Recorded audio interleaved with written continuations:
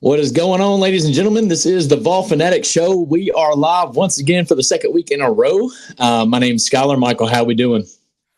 We're doing pretty good today, man. We're coming off of a Tennessee win last night in Lexington, so we're doing really good today. That's right. I woke up this morning, felt like I needed to go grocery shopping, dude. I mean, no, it's getting pretty normal on Kentucky week to come out with a dub, and that's a beautiful thing. It's been normal for a long time, and nothing changed this week. Yeah, you're exactly right on that. It's one of those things that Tennessee fans were talking about. Tennessee, Kentucky is just like Tennessee, Alabama, where Alabama owns us and we own Kentucky. That's exactly right, man. And at least for the Kentucky one, I'm glad to be on the right side of that. But before we really get into the game and break it down, we had a fantastic week last week. Do you have any shout outs that you want to give? I do. I've got a shout out. I want to shout out my guy Caleb Briggs. Okay. This past week was his birthday, and I wished him happy birthday. He sent me a message back and said, "Man, he said I appreciate it." He said, "I try my best to catch the podcast. Sometimes I just can't catch all of it." That's right. Man, I appreciate what you do listen to, and I said, I hope you have a good birthday, man. It's good catching up with you. So, how about you? That's awesome, man. I've actually got it's a big shout out, but just generalize it. It's all together. Friday night, I'm still pretty sore about it, but we had an alumni baseball game at Richland High School, and the whole community, it felt like, of Linville, Tennessee was out. Massive crowd for alumni game, that's for sure. And I know the guys were just kind of messing with me, but it still meant a lot when we were in warm-ups and whatnot, and people would kind of joke around and be like, is that the Vol Fanatic guy? Is he here? And I'm like, all right, guys. But the guys that are listening, Hannah Helton was actually there watching the game, and she even pointed out that she listens to the podcast. So like everybody in our hometown, dude, and you don't realize how many people are actually listening, and we love to hear it from you. So if you guys are listening right now, do us a favor, let us know about it. Put it in the comments, send us a direct message, anything like that. We love the support, and we love to recognize the support. So thank you, guys. Yeah, so with that right there, we're going to get right into the Tennessee Kentucky game recap. And Skyler, this game started off the exact way that it needed to. Tennessee got the ball and took it right down the field with Jalen Wright. And after that, it got a little bit sketchy. Defense. They didn't play bad per se, but Kentucky, their passing game got going a little bit. Devin Leary started feeling himself a little bit, was hitting some passes, and it started to look a little bit like that game 2 years ago at Kroger Field.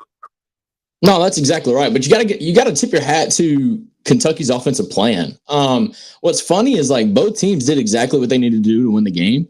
But they kind of had to sacrifice something to do it. So Kentucky came out, and Devin Leary kind of had that coming out party. I think he had like plus out of 370 yards passing.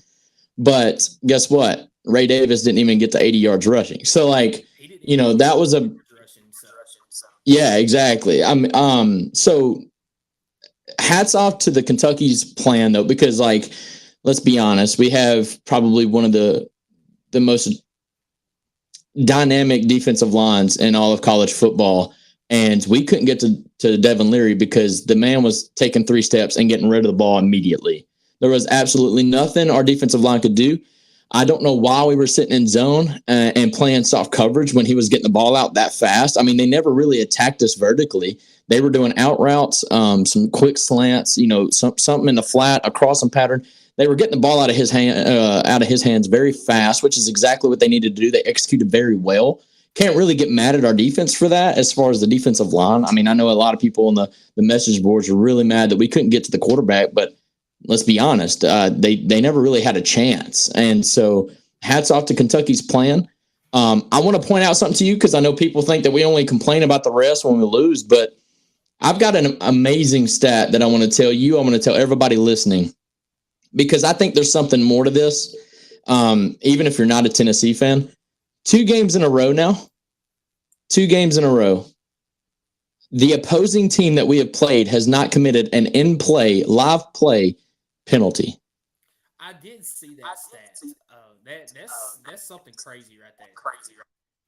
I mean, I don't I don't know what's going on, but Alabama and Kentucky are not the cleanest football teams. Like they commit a lot of penalties week in and week out, but yet both teams, when they played Tennessee, apparently had the perfect game. Never held, never I don't know, committed a face mask. They know, no pass interference calls, no, absolutely nothing. The only penalties that Kentucky and Alabama had were pre-snap or post-snap.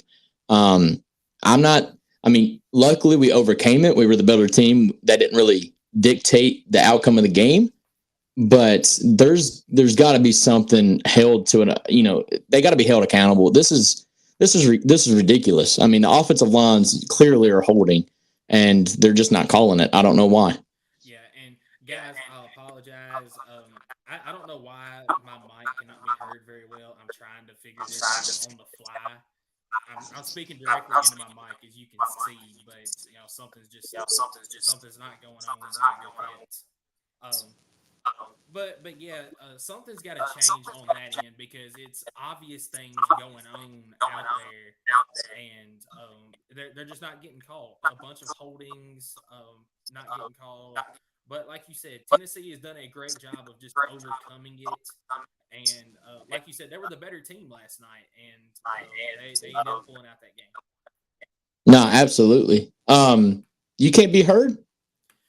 I've gotten a text from my mom saying that they cannot be heard, or from my sister saying that I can't be heard. So, uh, trying trying to figure this out. Not exactly sure what's going on with it. All right, you're coming through on my end, but that's okay, man. Hey, we're a new channel. We're going live for the first time. We're gonna have mishaps. That's okay. But no, Kentucky came out. What about Jalen Wright, dude? I knew he was gonna have a big game. I did not expect him to have a 50+ yard rushing touchdown in the first drive of the game. That was pretty insane, dude. He averaged just shy of 11 yards rushing. He had 11 carries for 120 yards, 10.9 average on the night, and you combine that with Dylan Sampson, 17 carries for 75 yards and a touchdown. A great night on the ground for Tennessee, 253 yards total on the ground. Fantastic night for Tennessee. No, absolutely. Dylan Sampson did a lot in the running game. He did so much in the passing game as well. Did he not earn to be the lead back? I mean, Jalen Wright didn't do anything to give it up, but it's almost like just playing with the hot hand. Dylan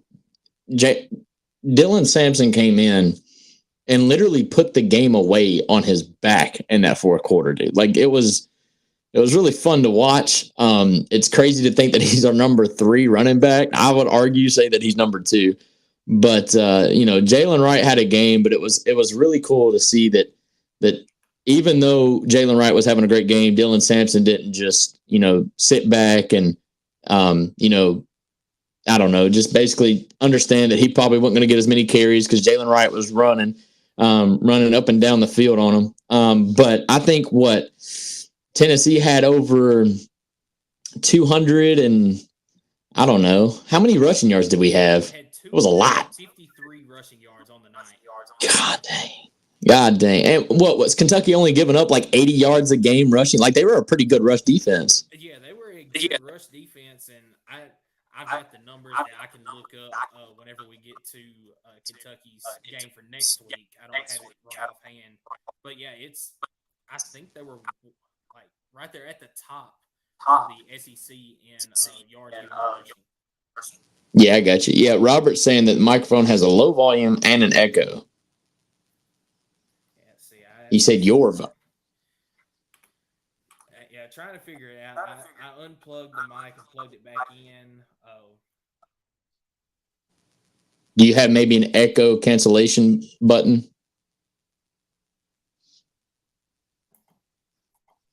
Is that any better at all?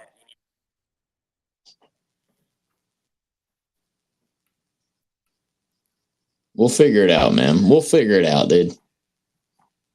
I'm too afraid to cut up the volume on the phone. I'm just got it open for the chat. There it is. Yeah, I'm not sure. because this echo, see, that's giving me an echo. Yeah, this is some difficulties that we didn't run into until we went live on YouTube. Oh yeah, yeah. You're definitely low. They ain't wrong, dude. It wasn't that low earlier because I checked it and you were talking clear as day. I don't know, dude. I wonder if I turn mine down if it helps. That anything right there? I don't know. Probably not. Yeah, I apologize. Y'all keep us. So, He said, "I'll just blast my volume." Hell yeah. We'll try to figure this out this week, guys. This past week has been a crazy week too. I hadn't had a chance to really get into a lot of stuff. We didn't post like we have been. So we'll try to work out these difficulties this week and try to get the mic going. I wonder what it is though, because you're coming in clear on my headset. Like that's weird. Yeah, I'm not sure. It could just be a simple setting on the computer, but I have no idea how to do it. My brother-in-law is pretty good with all this technology stuff. I might just have him look at it one day this week. That sounds about right. But no, let's get back to the game because defense kind of gave me a scare, man. It kind of got at one point. It kind of felt like we couldn't stop Kentucky throughout the game. And that's the worst feeling to have because, with our offense, it's not a guarantee that we're scoring every drive anymore. Now, I know we scored technically on the first 5 drives of the game, but, I mean, it's becoming an issue where we can't punch it in the end zone when we get in the red zone. And then on top of that, our defense was getting absolutely fried in the secondary. Again, I've already attested that could be because, Kentucky came in with a great game plan as far as getting the ball out of Devin Leary's hands. They did that early and often. But what do you think you need to see differently on the defensive side of the ball moving forward, whether it's, getting out of zone a little bit more, maybe having – I know sometimes we went only down with 3 down linemen and kind of played like a strong safety off the edge. I don't know. I just felt like it was different. I don't know why we didn't just do our typical 4-man down front like usual, maybe run cover 2 press. Like, what do you need to see different from the defense to make sure that something like that doesn't happen again? Because dang well, Cook and Missouri, I know UConn's next, but they're going to be looking at film and saying, okay, we can drive the ball on them. We just got to get the ball out of his hands because the moment he takes 4 seconds, he's getting sacked. Yeah, well, the big thing that we hadn't even touched on because this happened after we did our live last Sunday. Kamal Haddon out for the season now with shoulder injury. He had surgery on it, and he was our best defender out on the outside. And I wonder if because he was out, if Tim Banks maybe and Willie Martinez decided, hey, maybe we can't play man-to-man like we have been the rest of the season. Maybe we got to go back to zone. And I've harped on it all year long. I don't like the zone defense. I feel like Tennessee struggles when they go zone.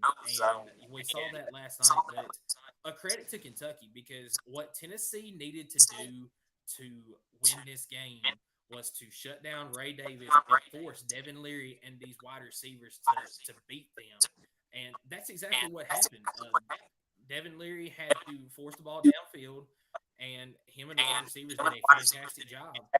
And they could have pulled out that game, but luckily Tennessee did. They played well down the stretch and got the win. Yeah, that's absolutely right. Sean even mentioned in the comments that it seems to me that the defense plays a little bit better when we run like a man blitz type of a scheme. And I agree wholeheartedly. Let the boys play on the outside. I feel like our linebackers don't do too well in zone. There were so many times yesterday where our linebackers kind of sat in zone, but was always for some reason sitting just about 2 yards off of where he needed to be. Like they would show a replay of how, and it was so confusing because they would catch the ball and there'd always be about 2 or 3 guys around the guy. But yet when they showed a replay from the quarterback's perspective, the dude's actually wide open.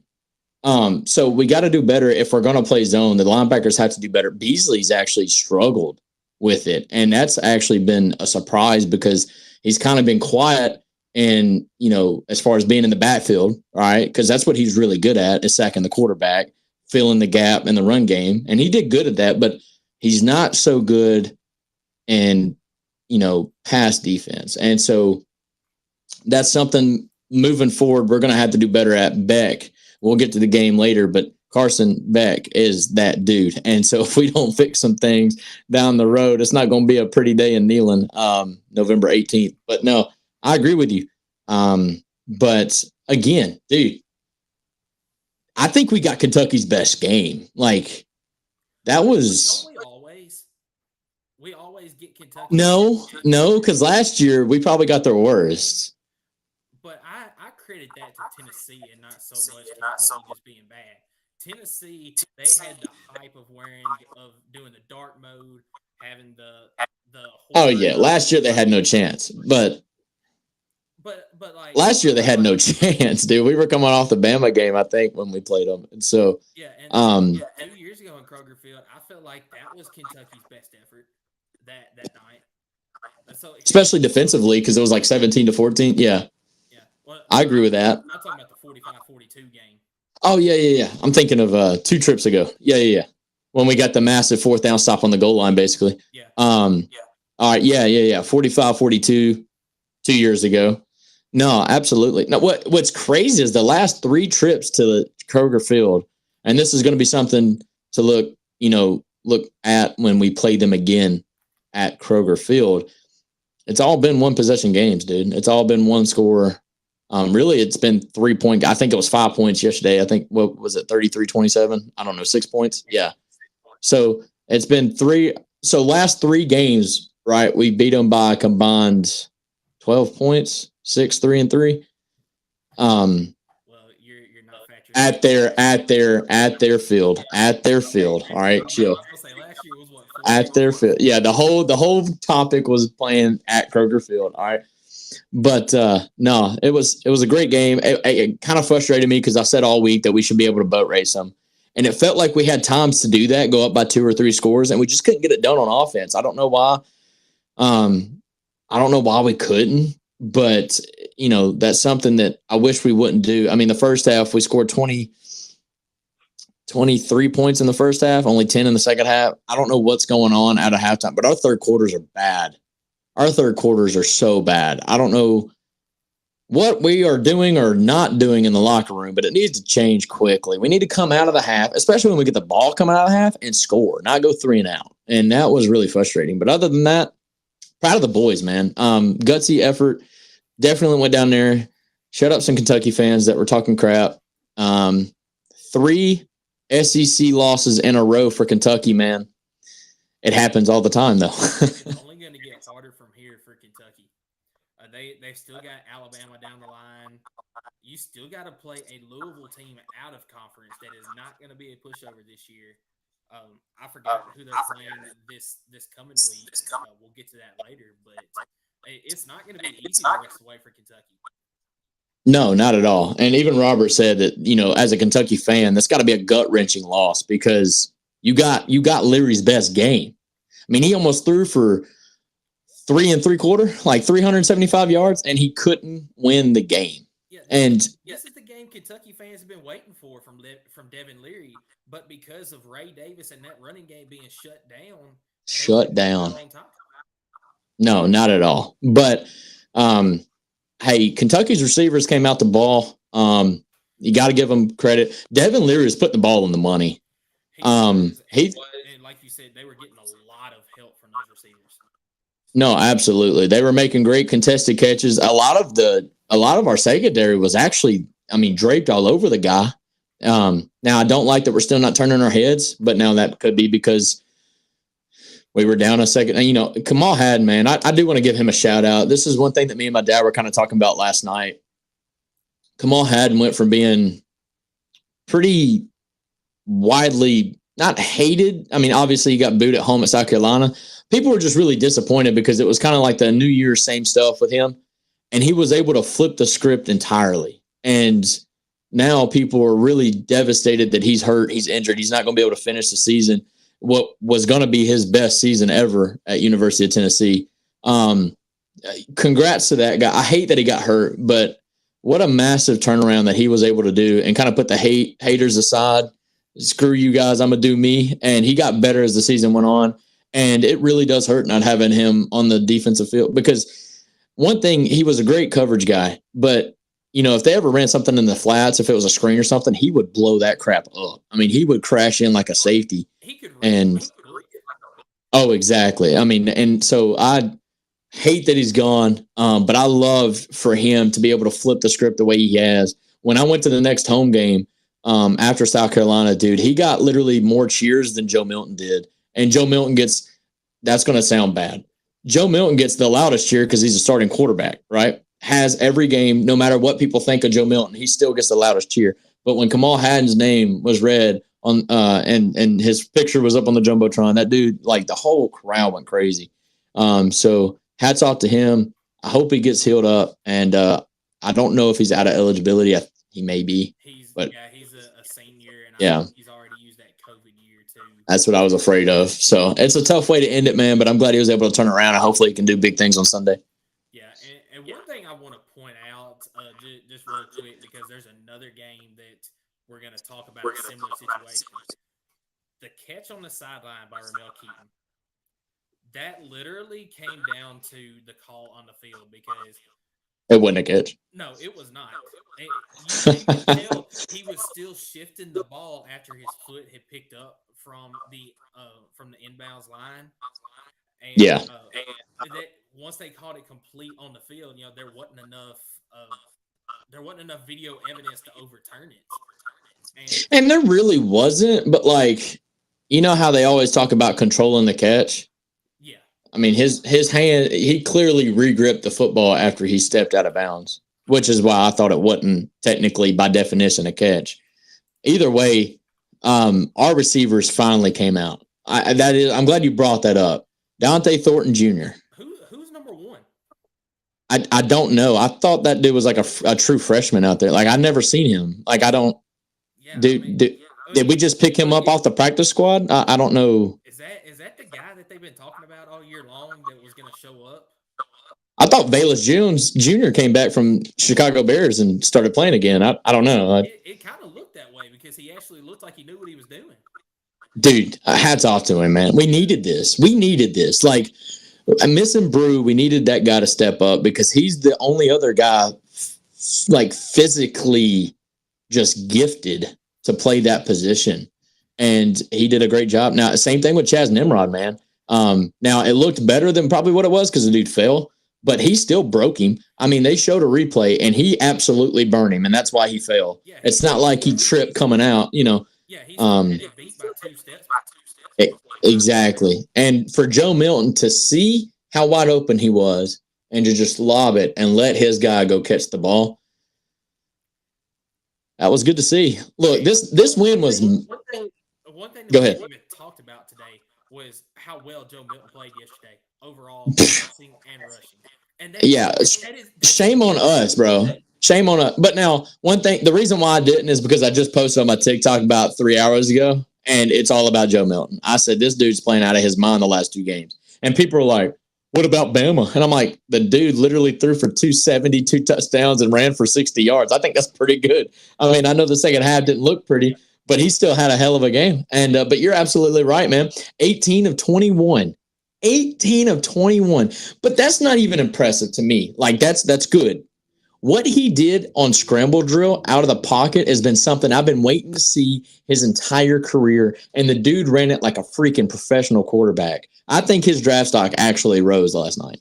I think it did as well. And the fact that we hadn't talked about Joe Milton today, that's a very good thing because each time we get on here and we talk Joe Milton, it's something negative. And the fact that we're not getting on here talking negative, I'm fine not even talking about him other than what we're saying right now. I mean, he's not giving you a reason to talk negative. He's not. I mean, he's ran the ball. He ran the ball really well. He had 10 carries for 26 yards. Not totally effective, but that's also accounting in. I think he got sacked once or twice, which kind of ticked me off because one of the sacks, this is why I'm bringing it up. It has nothing to do against Joe Milton, but like going in a half or maybe trying to seal the game away. I can't remember, but it was like we ran it and ran it again, and then it was 3rd and long, and it's an obvious passing situation. So they just brought the house, got to Joe Milton. I'm like, what do you want him to do in that situation? Like, There's absolutely nothing he can do. They're bull rushing 7 people, and we don't have a guy just sitting in the flat ready for him to get rid of it quickly. Offensive coordinator kind of ticked me off last night, not going to lie. But no, Joe Milton, for the first time, he showed me that he can make a play off script. I mean, it wasn't a long throw, but he scrambled out. And you could see him in the replay pointing at, I don't know the wide receiver. I think it was Ramel. Was it Ramel? He was pointing at Ramel to like cut in, and then he did. And he threw a dart to him across his body. Yeah, that's dude, across his body. It was on 3rd down. I mean, whew, dude, that was good, dude. I wanted to see that. That's going to, like, that game, by the way, like the implications of that game for both teams, it just fixed us from possibly going 7-5 to maybe 9-3, 10-2. Like, if we lose that game right there, I don't have any faith in the world, especially after seeing Georgia yesterday, that we win the big games, finishing the stretch. Maybe just UConn and Vandy. But beating Kentucky on the road at night, something very hard to do. People are like, oh, it's Kentucky. Okay, yeah. People said same thing about South Carolina. People said the same thing about A&M, and I get it. But winning on the road at night, something that if you've been following Tennessee football, that is insanely hard to do for us. So the fact that we were able to pull that out. Yeah, we haven't. And that's why I was kind of laughing. I'm like, man, ESPN did this crap on purpose. They made it a night game to hopefully give Kentucky their revenge. But I heard somebody, a big big Kentucky Wildcat fan on TikTok come out and say it was our Super Bowl again. I guess we have like 7 Super Bowls a season. I don't know, dude. It's wild. The amount of people that I have heard, not just with Tennessee sports or Tennessee games, but games all over the place, they're being described as the Super Bowl for them. It's getting overused now. That's right. But do you have any other things that you want to say about this game? I would like to say, special teams didn't really get too involved in this game, but it was nice to see that we kind of looked complimentary, even when things weren't looking good. We were still complimentary, even though it was ugly. Like if the defense, wasn't getting the stop. Like Kentucky got within 2 points several times, but our offense, what did they do? They drove right back down the field, got a touchdown. That was great to see. But any other, closing things you want to talk about this game? Just great win for Tennessee yesterday. It's absolutely they really needed going forward, but that's all I've got, and we'll move on to yesterday's first game of the day was one that got interesting at times. You had South Carolina traveling to College Station playing against Texas A&M. Final score in this one, 30-17. Texas A&M gets the win. What are your initial thoughts on this game? You know how Tennessee's always found a way to lose by like a bad half or a bad quarter? Yeah. South Carolina gave up 21 points in the second quarter. Yeah, the second quarter was not a good quarter for them. No. But credit to A&M, they did what they needed to do yesterday.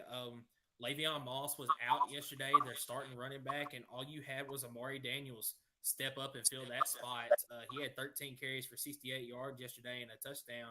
And Reuben Owens chipping in with 40 yards on the ground and a touchdown. Max Johnson played a really decent game yesterday, 20 of 30, 249 yards and a touchdown. No turnovers yesterday in the ball game for Texas A&M.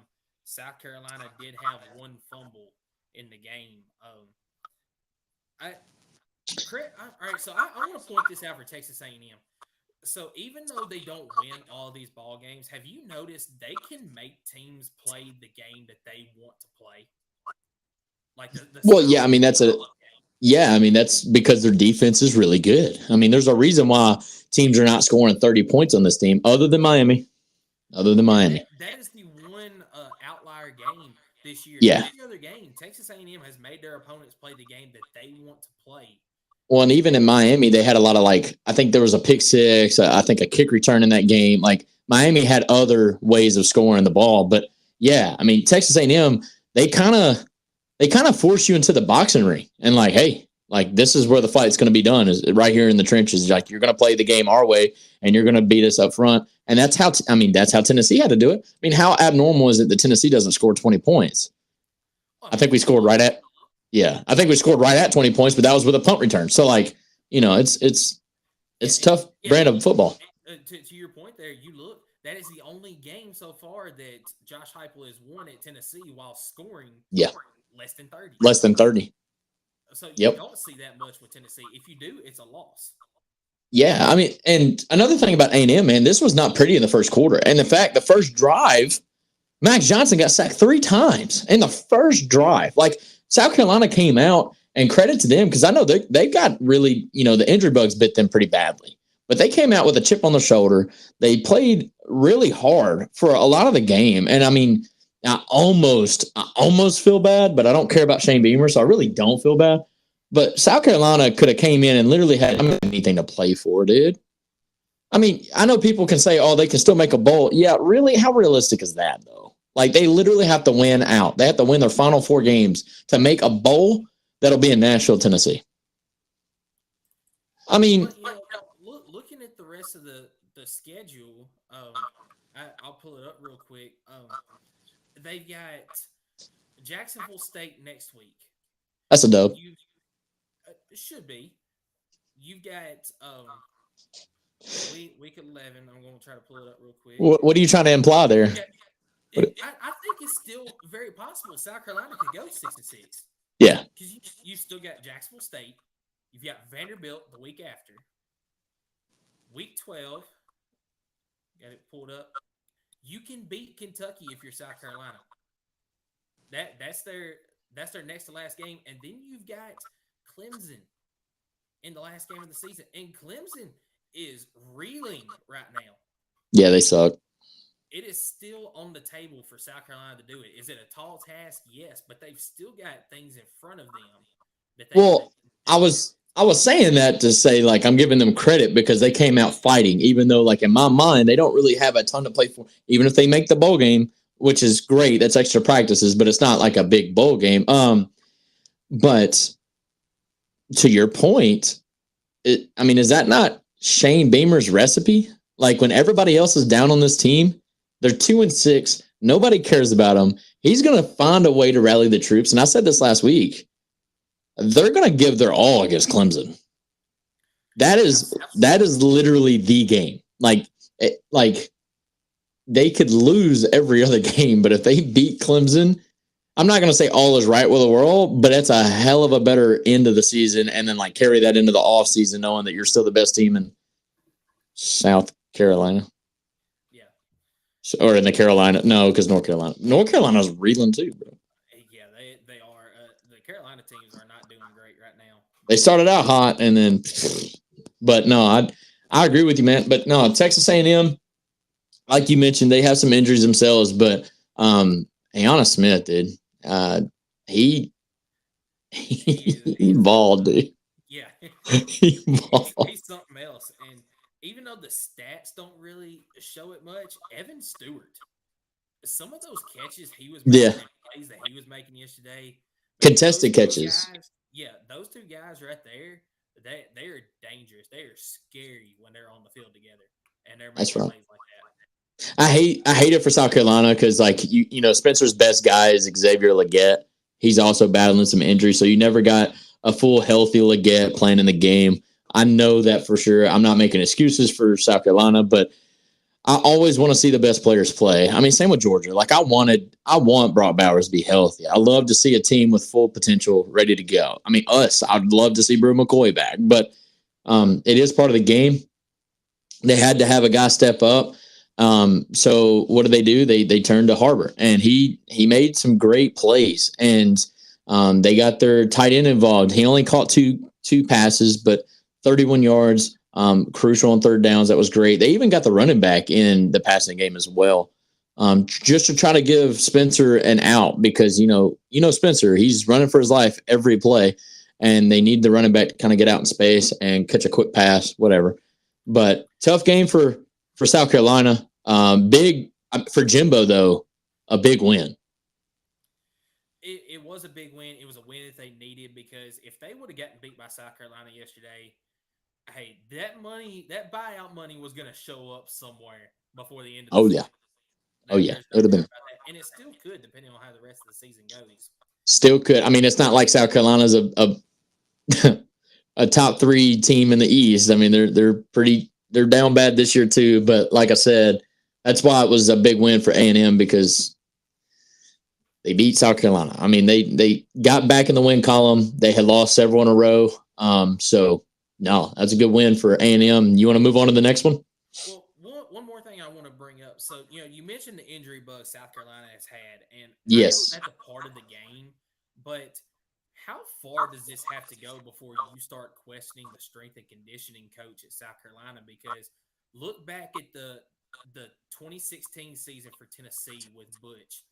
That was a team that had so much talent on it, and they started off so well, but once that injury bug hit, everything went downhill. So my question is, how far does it go before you start questioning the strength and conditioning coach at South Carolina? I mean, I think that's a valid variable to look at. I wouldn't go straight to blaming the strength and conditioning program without first knowing if they had depth. Right now, I think. Right. And I'm not trying to dog their strength and conditioning coach or something, Yeah. but seeing what happened to Tennessee in 2016, Absolutely, and knowing that it was because Bush Jones got rid of the strength and conditioning coach. Yeah. That's where I bring that point up because it's a lot of injuries that have showed up this year for South Carolina. But you're correct. It could also be maybe there's not enough depth that's there behind them that they need when these injuries show up. In which I'm not going to give him a lot of time to fix that because with the transfer portal these days, you should be able to fix that fairly quickly.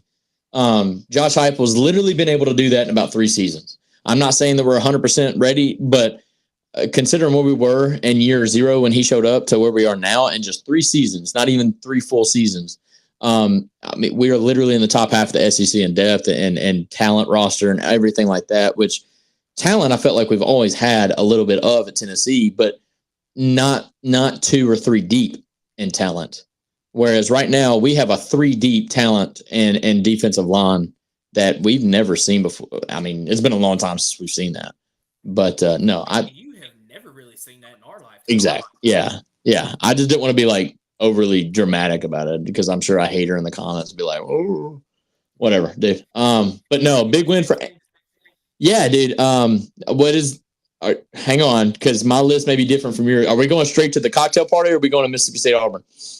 Hey, it doesn't matter. I've got both of them set out here. So all right, I want to talk about the cocktail party. I'm gonna bring this one up because I was completely wrong in this game, but I'm so glad that I was because I seen everything that I needed to see out of Georgia. All right, and before we get straight into it, Georgia beat the crap out of Florida again for the second year in a row, 43-20. I think it was like 42-20 last year, wasn't it? I don't know. Whatever. Georgia comes away with a win. Brock Bowers be damned. He sat there and watched the whole time. But, the big question about this was who's going to step up in his absence? And everybody said it, and everybody was right. You're not going to have one guy step up. You're going to have the entire freaking team step up, dude. You had the offense cooking. Beck was reeling. You had the defense getting massive stops. You had special teams just dogging them.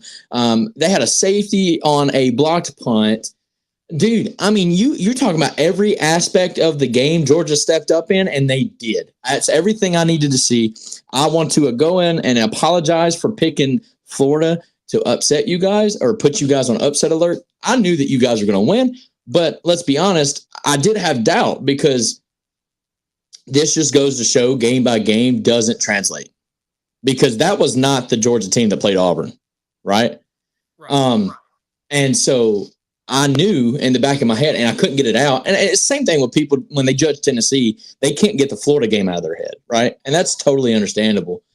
But I knew without Brock Bowers how important he is and how good he is.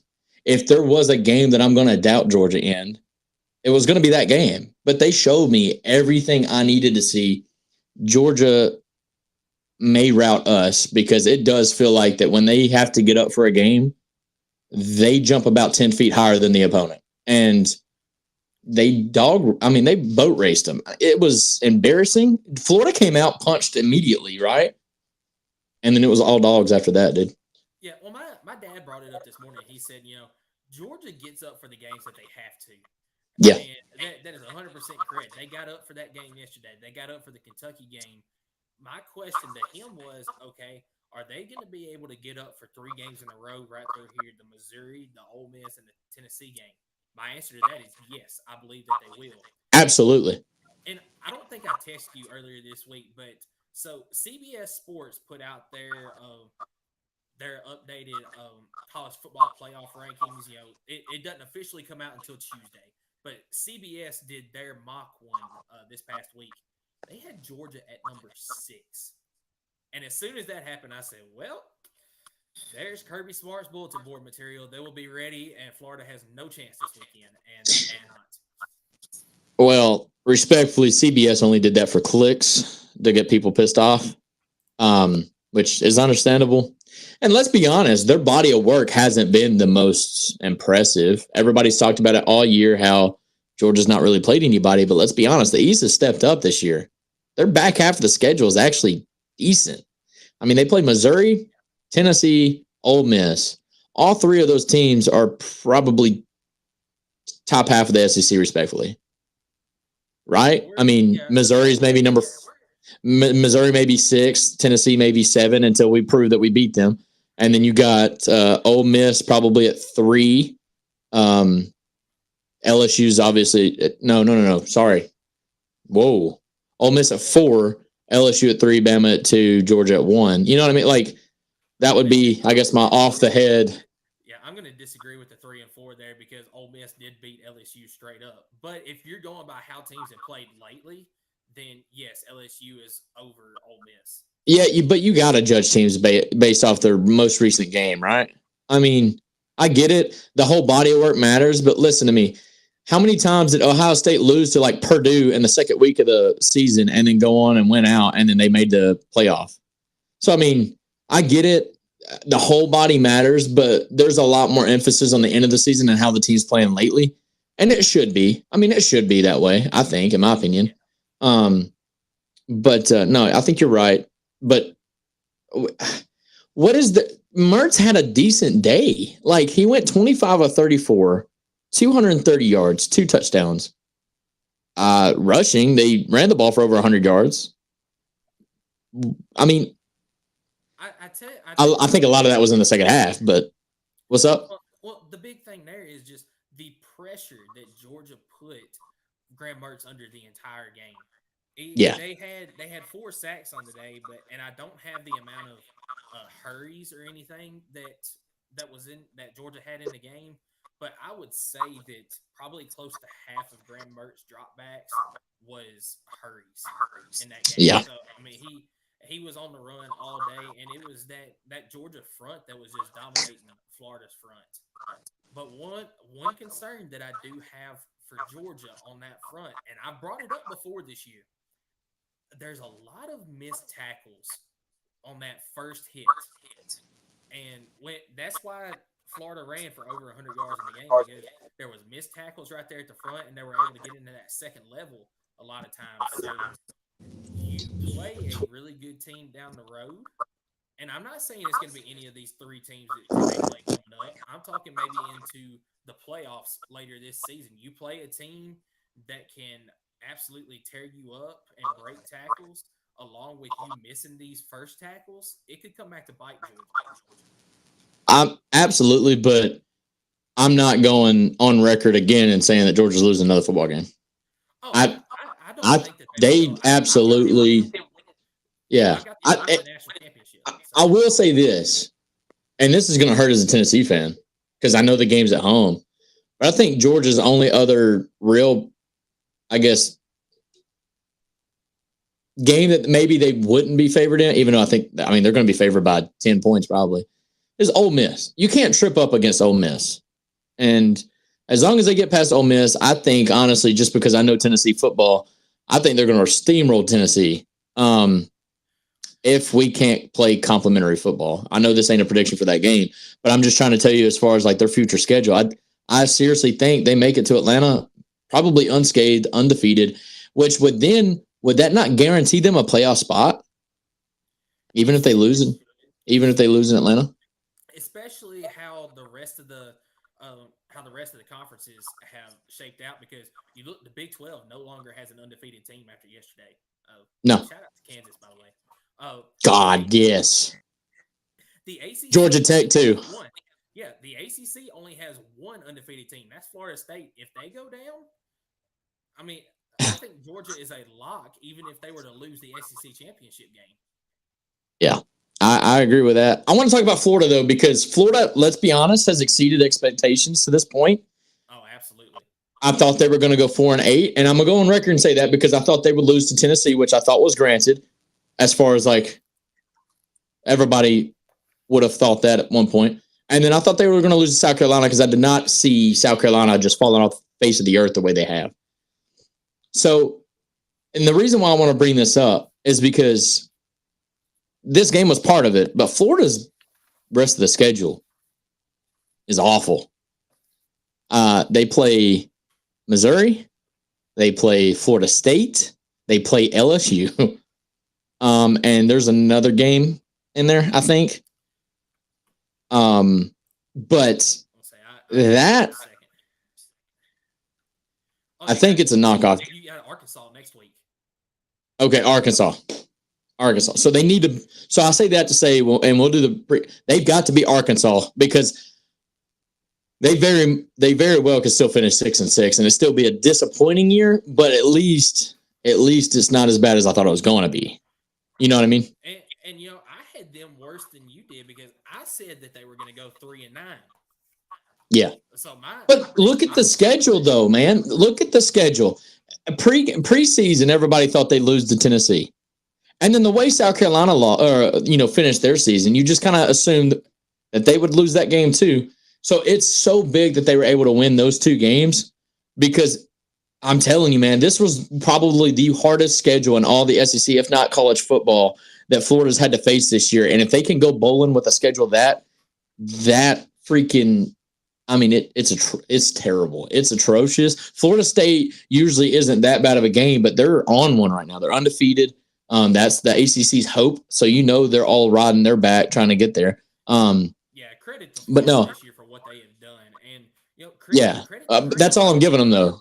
That's all I'm giving them. I'm done talking about Florida. I hate Florida. I'll give credit to Graham Mertz because I went on record at the beginning of the year saying, the fact that they waited as long as they did to name him starting quarterback when he was supposed to be coming in as the guy. A lot of question marks. I said, this is a very bad look on Graham Mertz and on Florida. And he has played and been in the top half of SEC quarterbacks this year. So I've got to give him credit and really apologize to him with how I dogged him at the beginning of the year. No, dude, everybody did. Everybody thought it was a joke. He didn't do anything impressive in Wisconsin. He actually had a lot of interceptions, something he's been doing a lot better at. Yeah, man. Just as a Tennessee fan, I hate Florida. So, I mean, technically, I had a great Saturday. Tennessee won, Florida lost, Bama didn't play. So, I mean, no, I do want to give them credit. I cannot explain to you how important it was for them to beat Tennessee and South Carolina so that this season wasn't just an absolute. I mean, I'm telling you, man, they would have lost recruits. They would have lost fans. I mean, it would have been. It's still not pretty because I mean, Florida has a standard, just like we have a standard. Nobody wants to be 6-6, but you also have to be real with yourself and where Florida is right now as a program, and then the schedule that they had. Anybody else with their schedule is probably going 6-6, like it's or worse.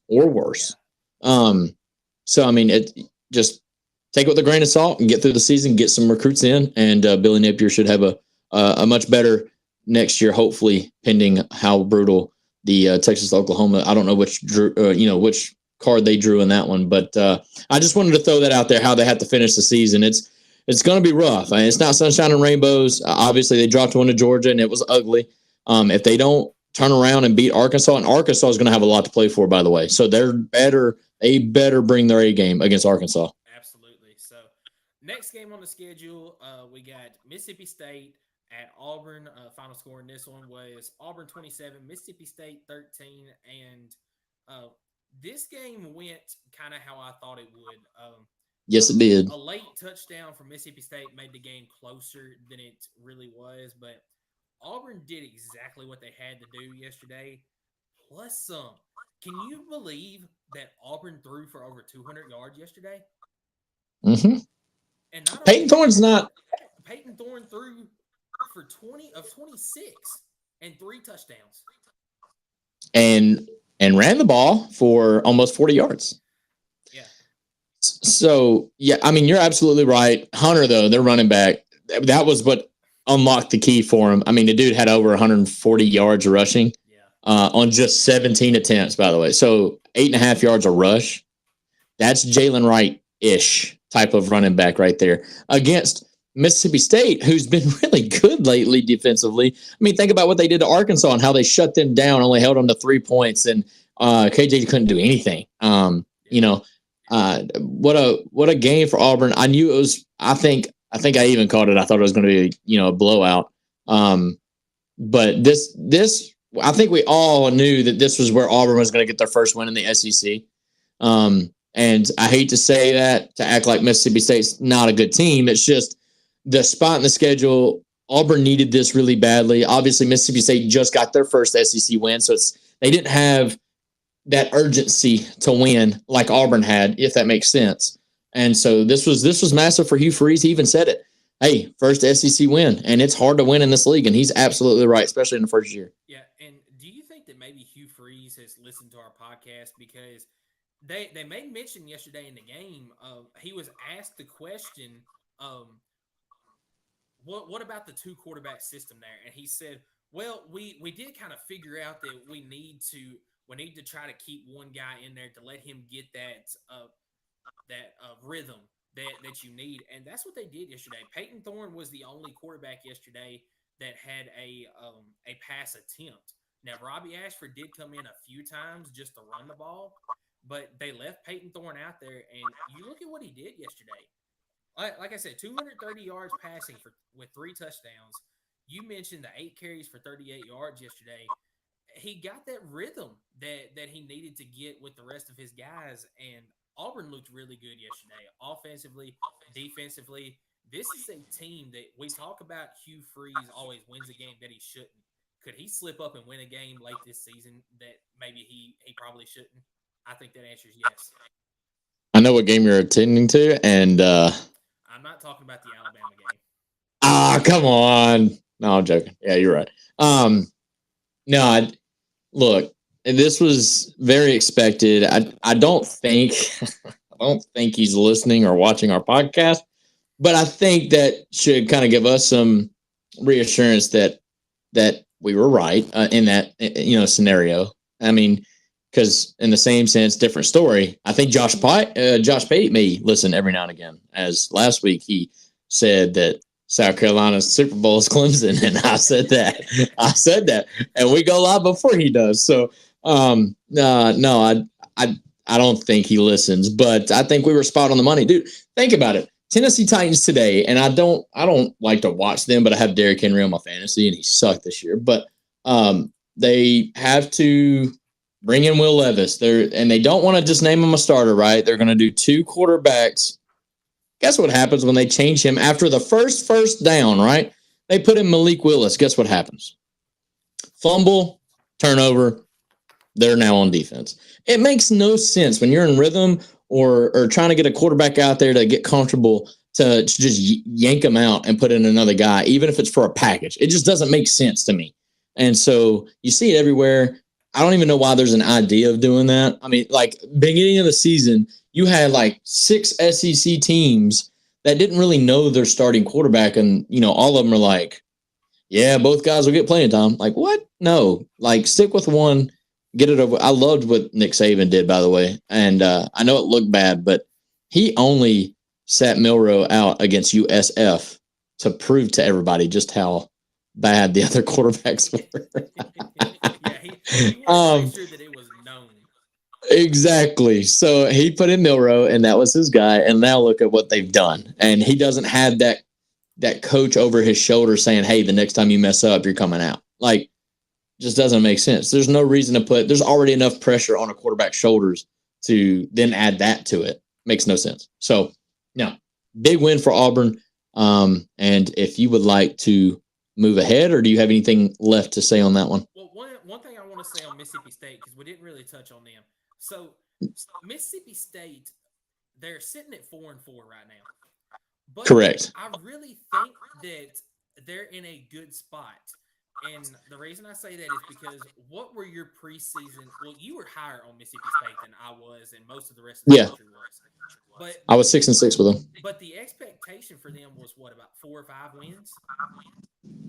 So they're right on that mark. Was it that low? I think it was. I know I had them going 4-8. I don't think I had them winning the SEC game, but I Yeah. had them winning all the non-conference games, which they had Well, done let's. to this point. And plus, you got an SEC win against Arkansas, so I think that Yep, they're going to exceed my expectations if they win their last non-conference game. I don't know that's who fair. they play. Yeah, I think I called the Arkansas win. They play Kentucky. They play A&M. They play USM, and then they play Ole Miss. So you got another win in there.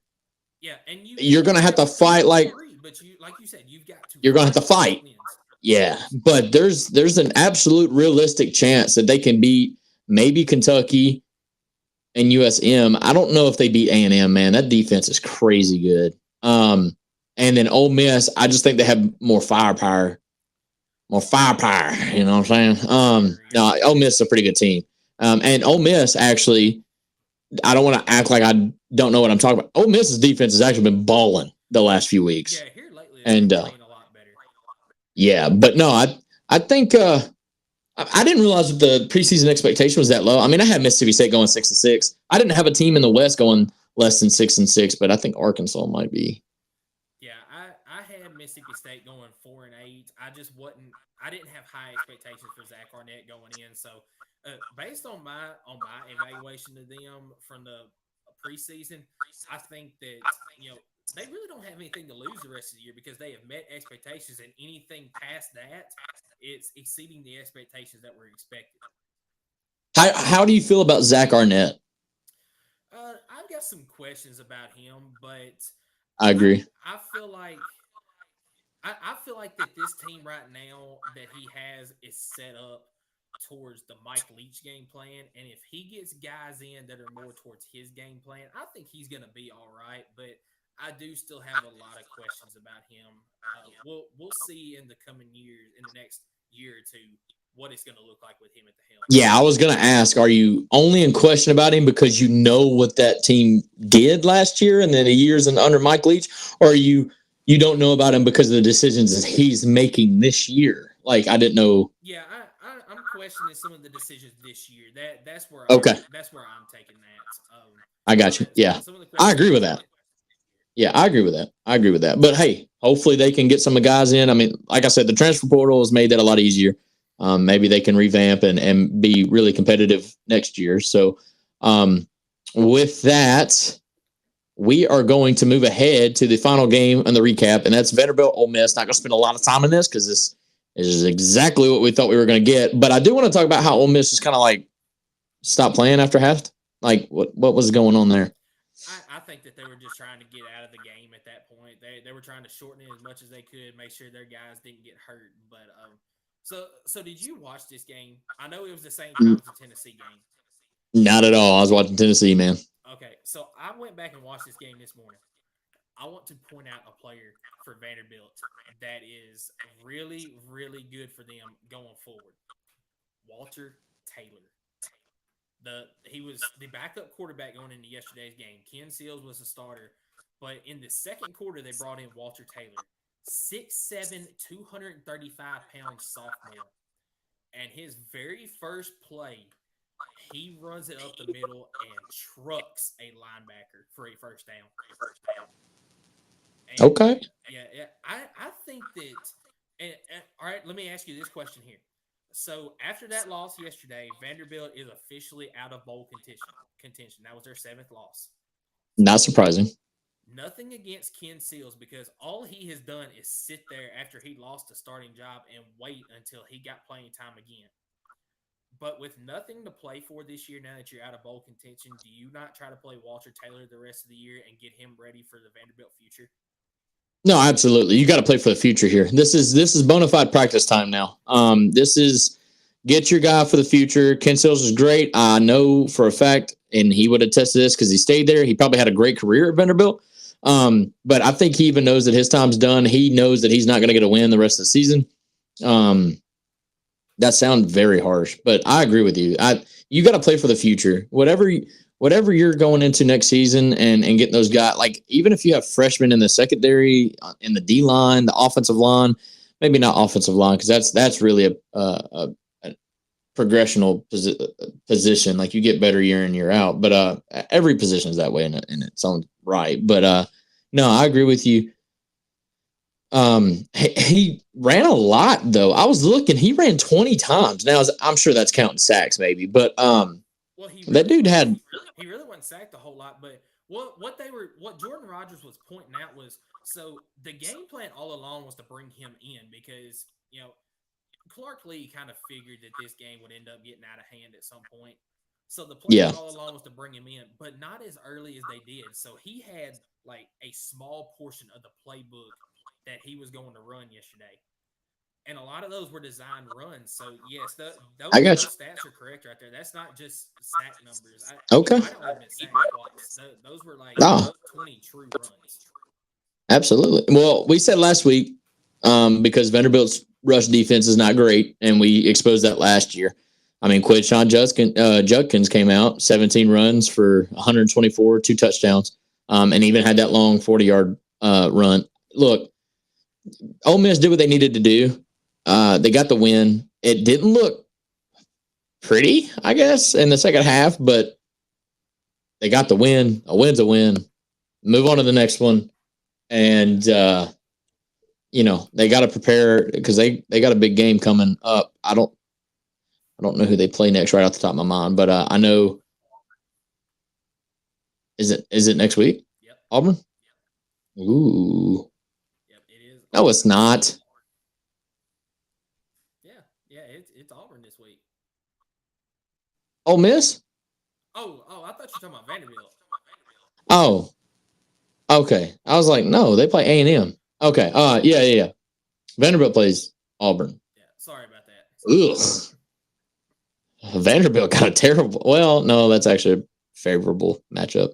They're not going to win it, but no, I agree. So that's you got any big headlines on that game though before we move on to the prediction? No, nothing else section on that game, but one thing I do want to bring up before we move on to the prediction because it did happen as a recap this past week. So Arkansas, the first SEC team this year to make a move in the coaching staff. They fired offensive coordinator. I forget what his first name is, but last name Enos. Let me hear your thoughts real quick on this move right here. Do you think this is a good move, or do you think this is a bad move? Do you think this is going to be the thing that helps fix Arkansas?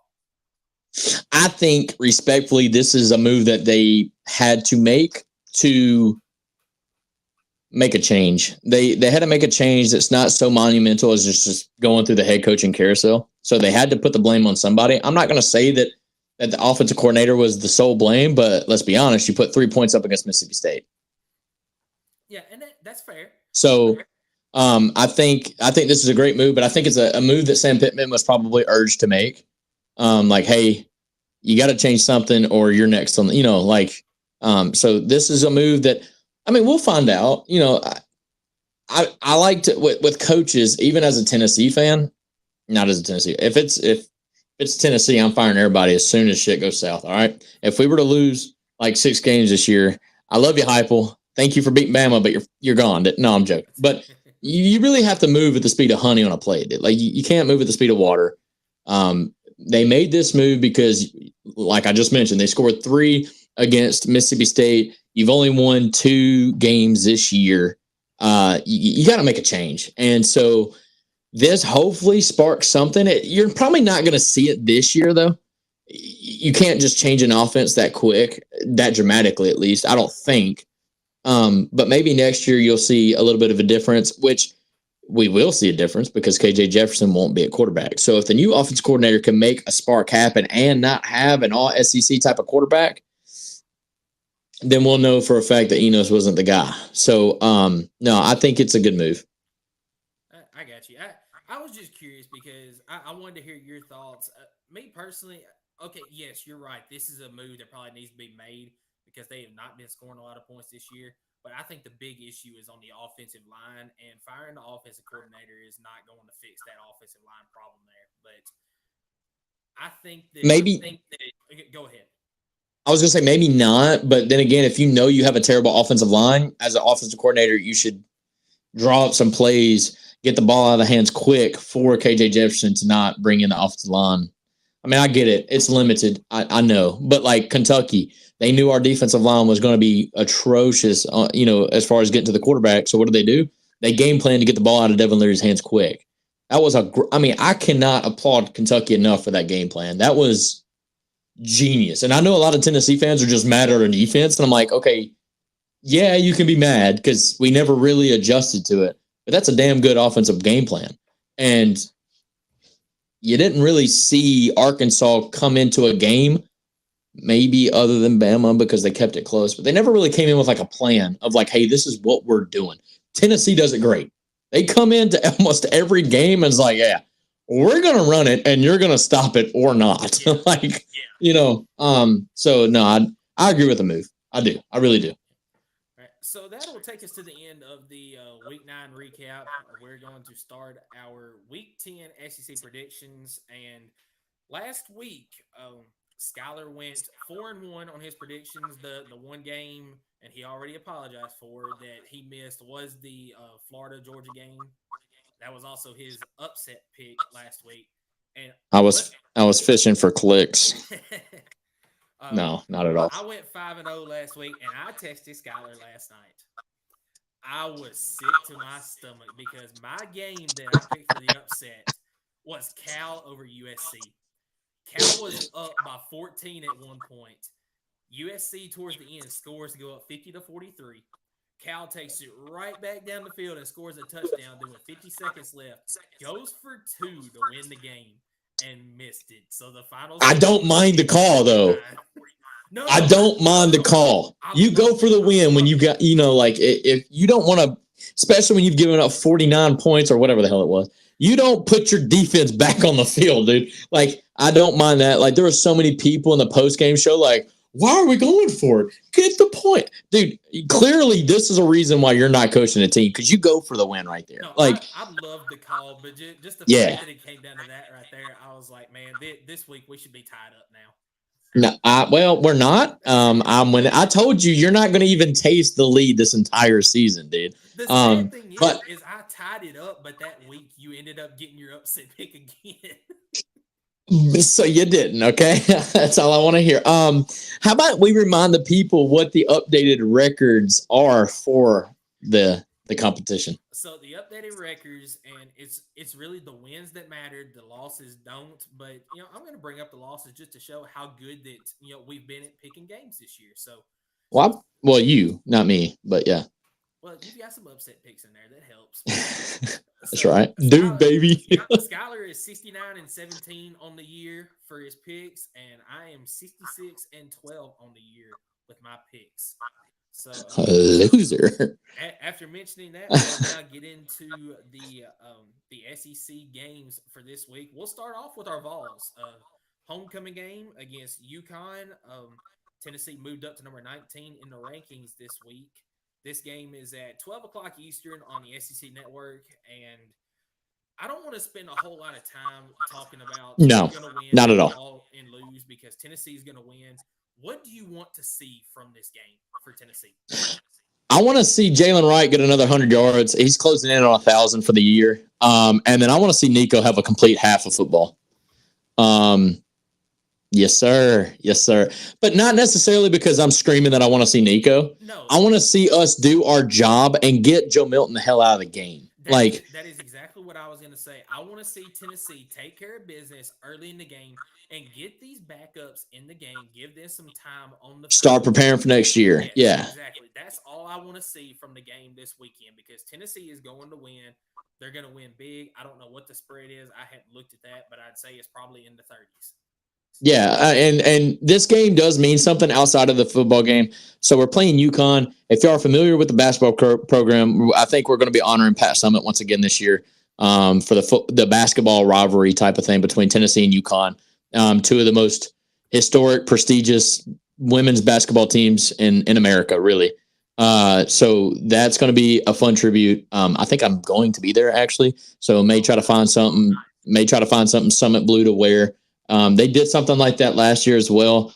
But yeah, I know people are going to be like, oh, you just want to see Nico. You should show respect to Joe. No, I want to see Joe do his daggum job in the first half, get the hell out the game, preserve his body, and get ready for Missouri, which is going to be a very crucial matchup in the SEC East to determine who's going to be in the top three in the East.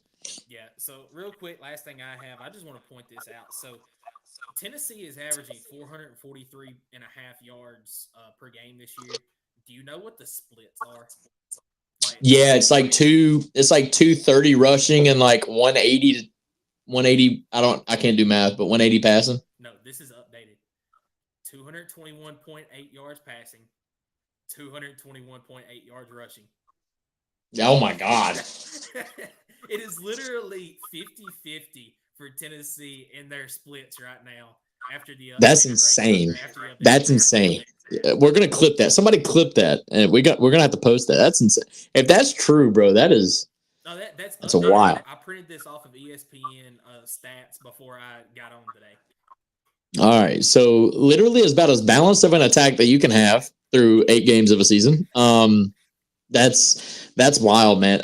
I expect that to change dramatically because I expect the running game to just run all over. I don't think we're going to throw it much against UConn. I don't think unless we're doing the bomb plays to just kind of build up some confidence with Joe Milton. Kind of in the first quarter, just throwing it deep for 70 yards, just seeing if something sticks. You know what I mean?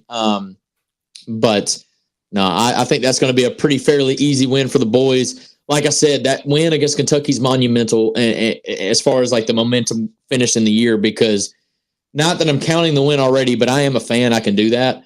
But now we're looking at 7-2 rather than 6-3. I mean, it's so different, man. It's a massive win that we got last night, and hopefully we can carry that momentum through UConn and take the fight to Missouri, because that's going to be a big game. But it's good to be home again. We've been on the road back-to-back games, so.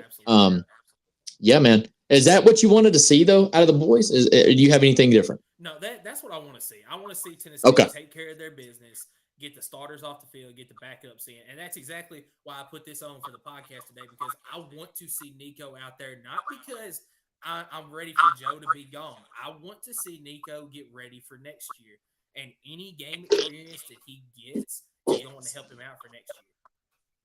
Absolutely, and let's be honest, he's supposed to already have a lot of game experience. I mean, the first game of the year, we didn't really get up fast. I mean, it ended up looking like a great game, and then obviously we struggled with like UTSA and I don't know who we played earlier this year. I keep losing count, but you had Austin Peay. UT Martin, Austin Peay. I knew it was a Tennessee team.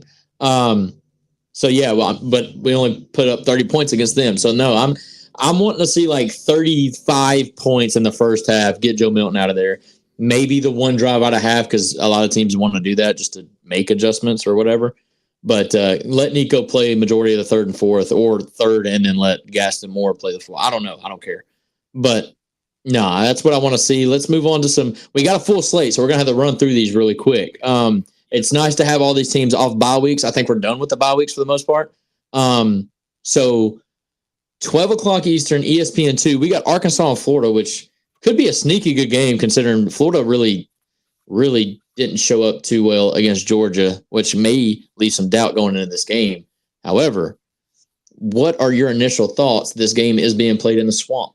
And that's what I was going to bring up. So ESPN matchup predictor has Florida as a 51.7% favorite in this game. So it's pretty much 51. Yeah, it's pretty much 50-50 But that is the key, is the swamp. The game is being played in the swamp. Florida has played really well in the swamp this year. They showed yesterday in the Georgia game, like the rushing numbers at home versus on the road. It is a astounding difference in rushing. How much better they rush at home than on the road. Yep. And I think that's where the game is going to come down to. I think that Florida beats Arkansas really bad on the ground. They're going to take advantage of that front that Arkansas has that is not very strong. Yeah. And I think that Florida's defense will show up and will hold KJ for the most part. KJ's going to have some plays. So I've got Florida winning this game. I think it's going to be close. I don't think it's going to be a blowout. I think it's going to stay within 10 points. Okay, fair enough. So you don't see there being any type of like a dreaded hangover from getting their butts whooped at Georgia. You think they're still going to come back firing on all cylinders? Because let me tell you, there's something in this game that we haven't really talked about. I tried to throw it out there earlier. Arkansas has a lot to play for. They have not won a game in the SEC, and in their minds, this may be the game that they can get it done. But let me say this: if Florida doesn't beat Arkansas, they may not go bowling this year. So for that reason alone, I'm picking Florida to win. It's at home too. That should help them, but it's at noon. Home field advantage dramatically changes between a midday late kick versus a noon kick, in my opinion. That's just my opinion. It is from experience because we beat the crap out of LSU in Death Valley last year. And that was, supposed to be a big home field thing, but then we lost to South Carolina later on in the year because it was a late kick. That is from experience, but I do think Florida needs this. If they don't, like I said, it's very possible that they don't go bowling this year. And so for that, give me Florida.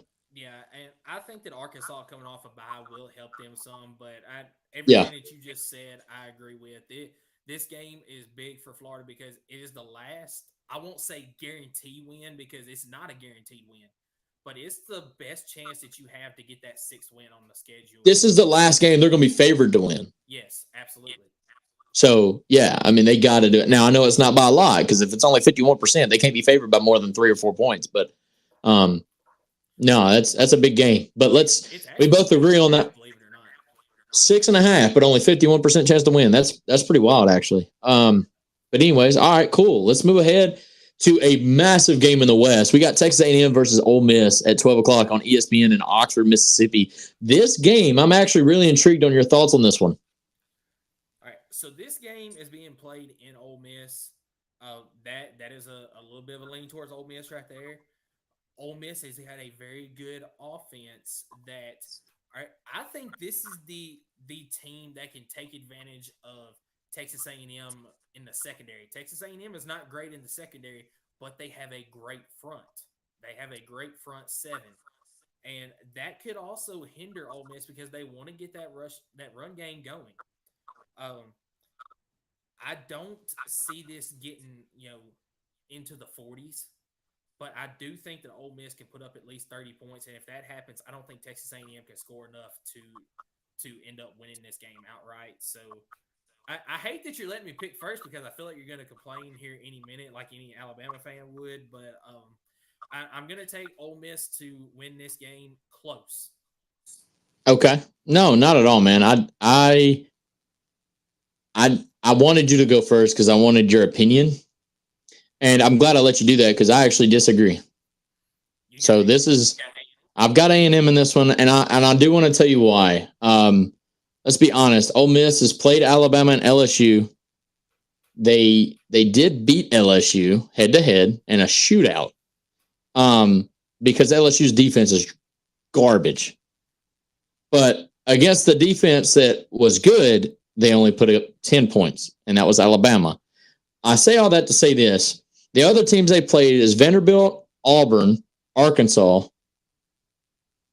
Georgia Tech, Tulane, Mercer.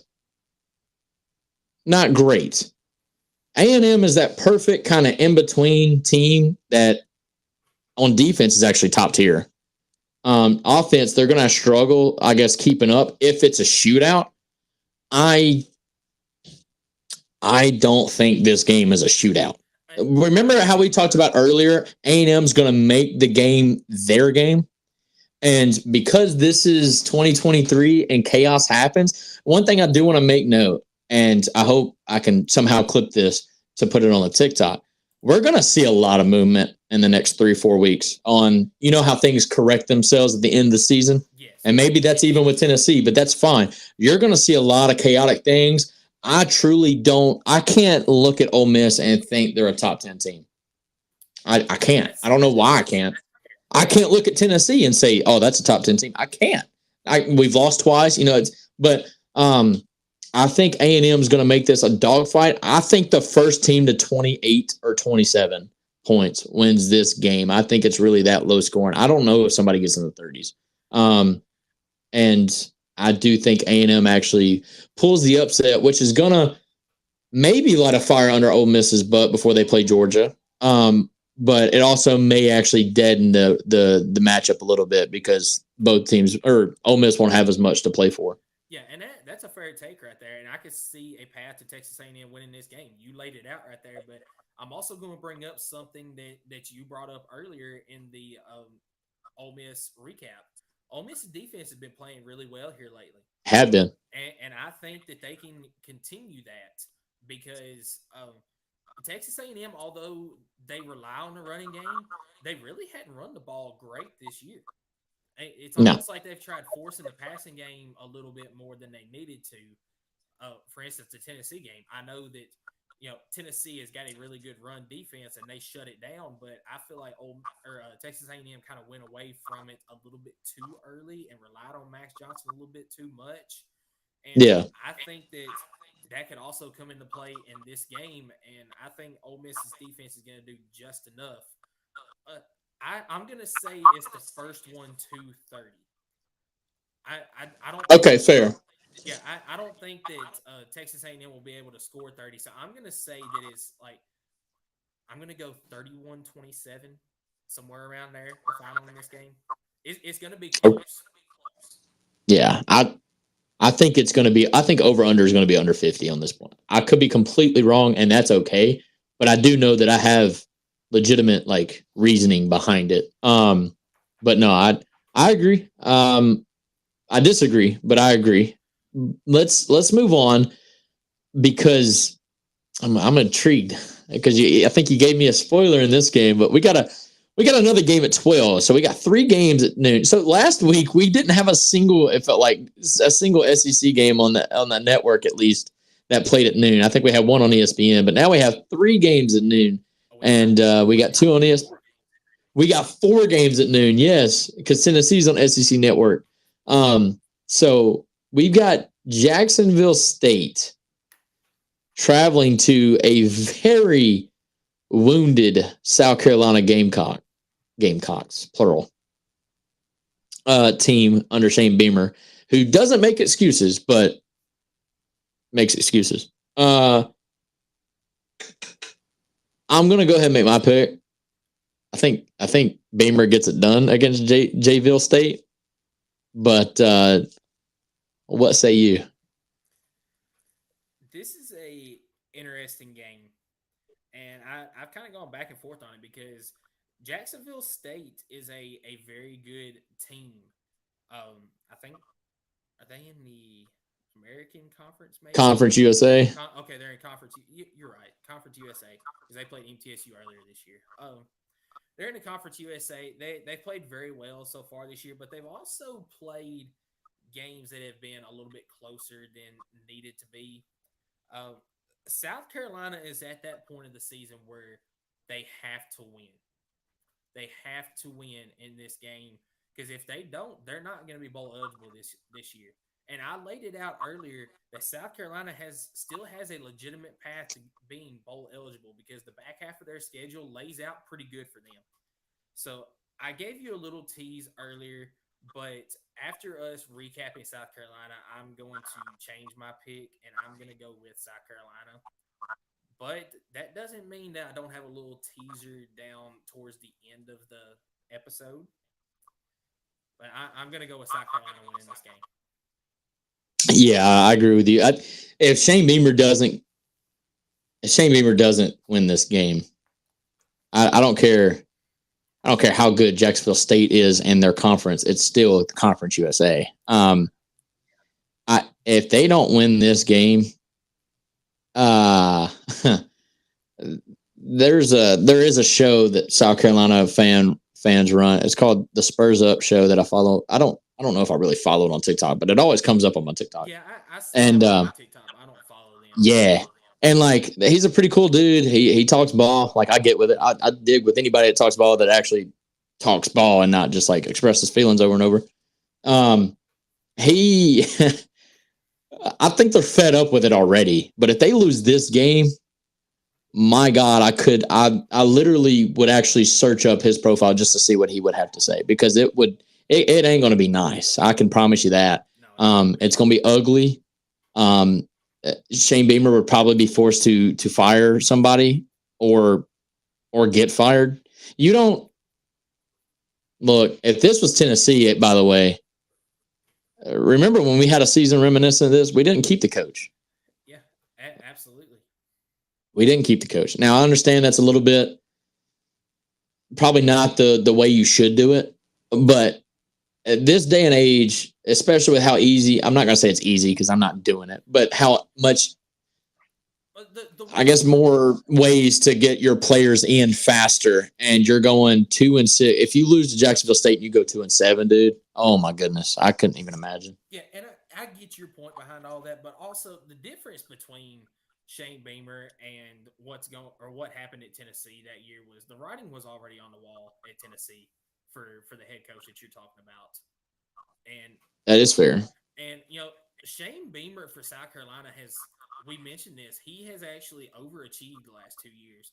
So I think he is suffering from his success. Like he raised the bar, right? Like he had people believing that they could compete in the East this year. I felt like it's so I agree with that. I agree with that. But then again, South Carolina, even when they were underachieving, wasn't underachieving this bad. Right.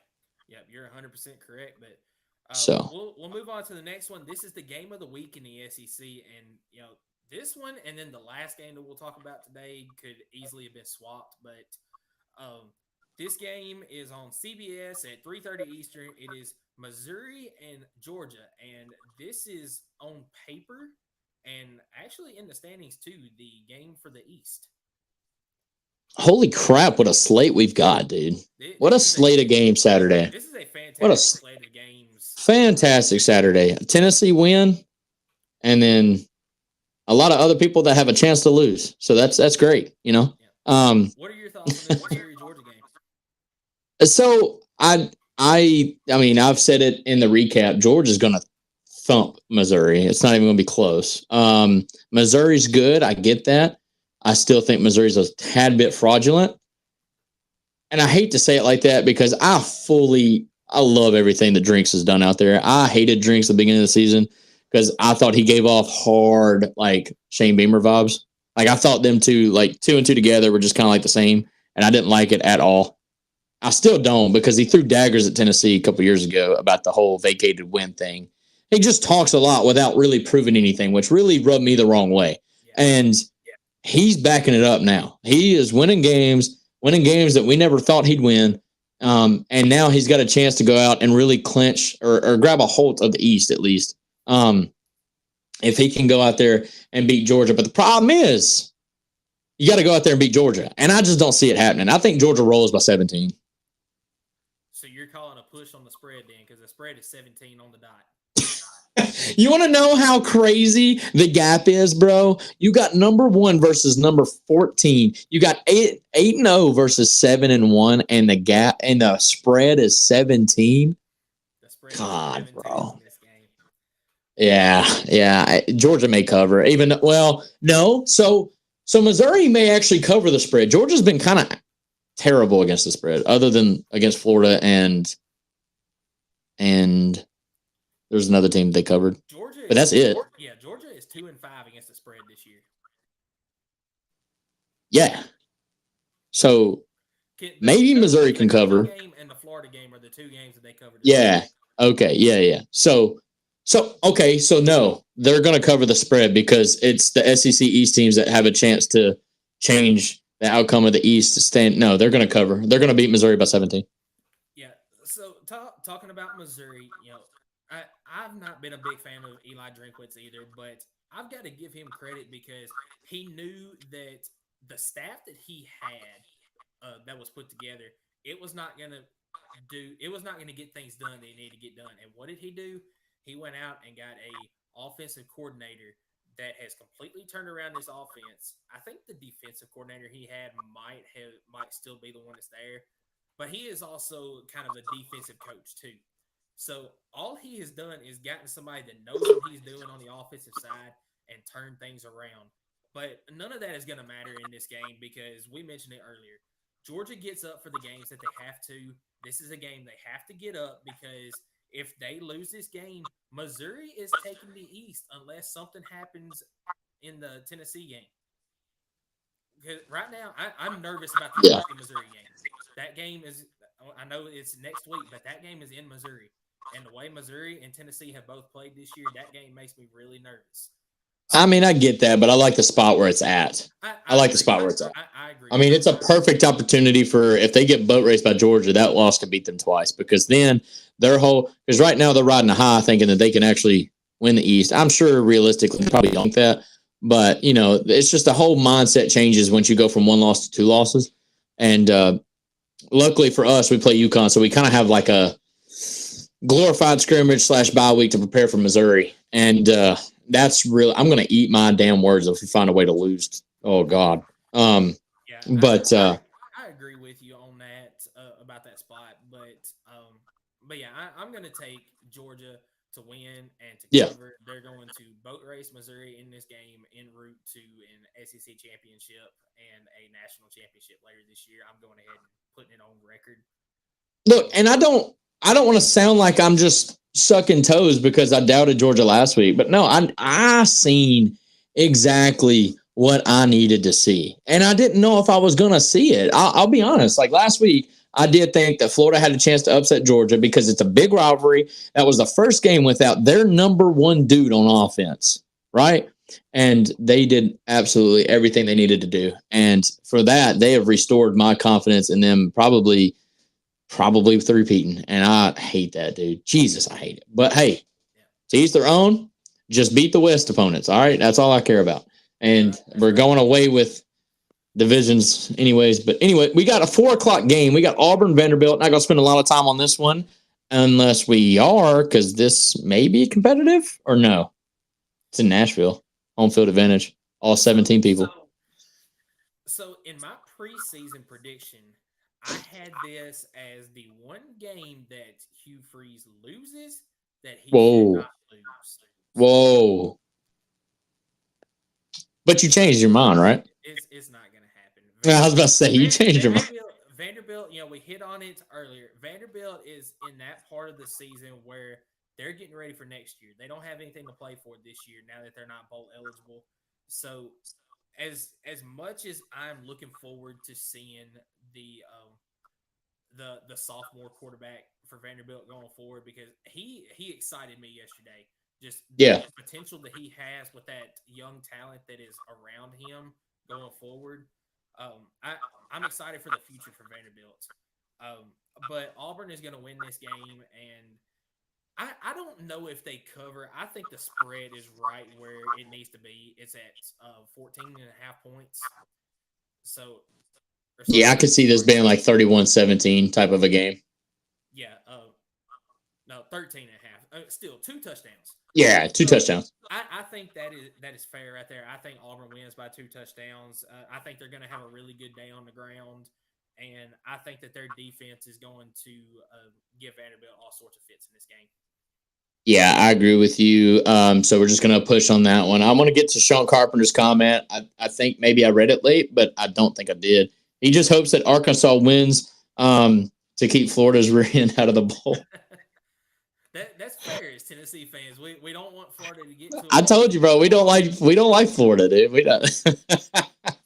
I love it, dude. Sean, thank you for the comment, man. And I agree with you, actually. But no, let's keep it right along. Kentucky plays Mississippi State 7:30 on the SEC Network. Kentucky now 5-3, 3 SEC losses in a row. Thanks to the boys in orange for attributing to that. Mississippi State 4-4, 1-4 in the SEC. Not a good year. Kind of expected though with the tragic news over the offseason. Actually, it was last season. But Zach Arnett's still learning. I get that, but this one's in Stark Vegas. You're going to have the cowbells ringing, right? And it's a night game. What say you on this game? So this is a game that I really hope that it doesn't come down to this, but let's go back to last year with South Carolina. That was Spencer Rattler's coming out party, and you see what he has done since that point. He's been the best player on that team. Yeah. Was this game last night for Devin Leary the coming out party that Kentucky has been waiting for all year long? Absolutely. If so, I've got Kentucky, and they are covering this 3.5 spread that the game is listed at right now. That's it? That's it. It is 3.5. Wow. Kentucky is favored on the road, but 3.5 is where it is at. If that was Devin Leary's coming out party and he's going to have that same success going forward, I've got Kentucky, Devin Leary, and Ray Davis going away in this game because even though Mississippi State's defense has played well this year, I don't think that their offense with Mike Wright is going to be able to keep up with Kentucky if they're able to put up points. I still don't think that Kentucky's going to put up over 30. I'll say 34 points. I think that's even stretching it a little bit. That's probably a little straight, yeah. But I don't see Mississippi State putting up over 20 points against this Kentucky defense. Well, that's what I was going to say. Like, Kentucky should win this game by multiple scores. Should. Yeah. Should. I'm taking Kentucky to win. Look, just think, like, kind of zoom out a little bit, see the bigger picture. Mississippi State's just not there offensively. Mike Wright is their offense. If he's not got a good running game going, they're not going to really produce that much. I don't know what the latest with Will Rogers is, if he's going to be available for the game. I know there was talks about that he may be available last week, but he wasn't. Let me say this.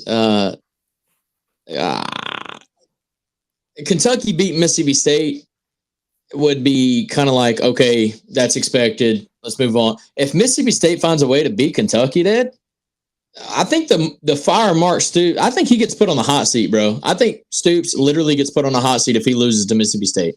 I'm not going to say they're going to fire him immediately, but the talks about it start happening because I know the fan base is already not happy about them being 2-9 against Tennessee, and I love that, dude. I hope that I cry, dude. Cry me a river. I don't care. But if they lose 4 SEC games in a row after starting 5-0 and it being to the SEC West worst team, dude, that's not going to be good. Give me Kentucky by multiple scores. Believe it or not, so I don't really care about the ESPN matchup predictor, but it's on the sheet that I printed off. ESPN has Mississippi State favored in this game 54.1%. ESPN don't know jack, dude. ESPN's trash. Yeah, I don't care about the ESPN. ESPN also has Georgia ranked like 6th. Okay, so let's not talk about ESPN. Yeah, but moving forward, we both pick Kentucky. Let's talk about the SEC game of the week, bro. This is all right. So I did not realize this at first, but it's a doubleheader on CBS. This is the doubleheader on CBS. It's like the first time and the only time all season they'll probably do it. No, they did it the same week of it was back earlier. They did the 11 o'clock and the 2:30 back to back.